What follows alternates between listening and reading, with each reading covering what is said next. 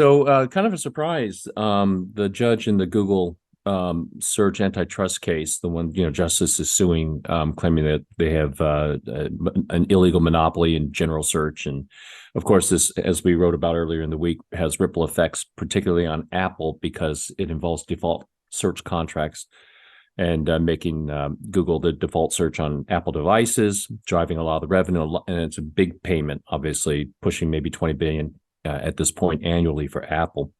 So the question is, are those payments illegal? And that's kind of the core of the case. So the trial itself ended, and now we figured the judge probably makes a decision toward the back part of the first quarter, maybe into the early second quarter. But he now has asked for lots of briefing, post-trial briefing, and he's now going to have closing arguments scheduled as of now. excuse me, in May. So that suggests we'll get a decision maybe in the third quarter of next year. So that pushes it out quite a bit. Potentially, does that create some opportunities for, some way to settle the case? I don't know. That's a lot of time between now and then. But in any event, it pushes the timeline out quite a bit. So we're looking at probably a third quarter at this point for decision.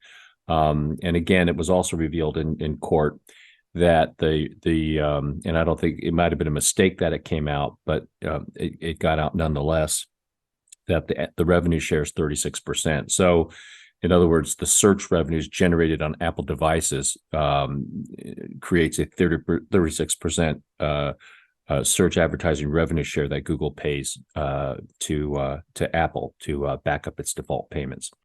Hey, Paul, it's Andrew. Quick question. I apologize if I missed this.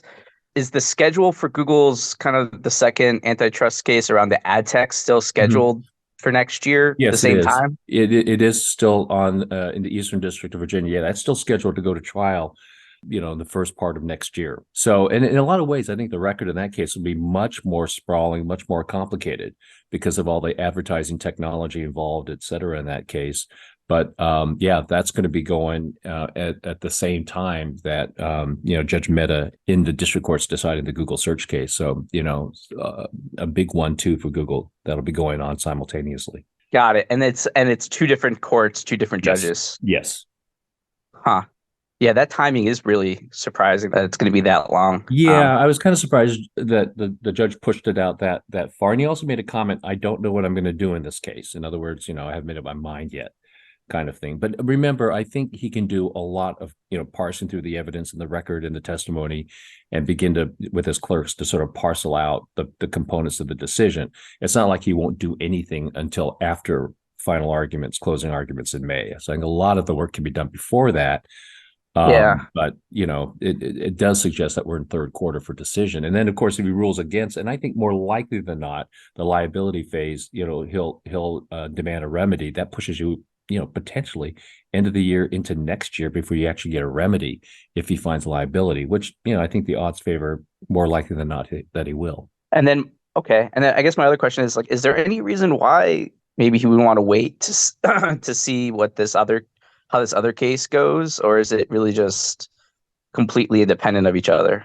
I think they're independent of each other. I don't think he's going to there's going to be any type of timing or substantive coordination. Although you're right, your instinct is right that a lot of stuff about digital advertising markets, et cetera, did come out in the trial, and it's very possible that what the judge says about that in his Google search monopoly decision could have some precedential value or relevance in the advertising trial.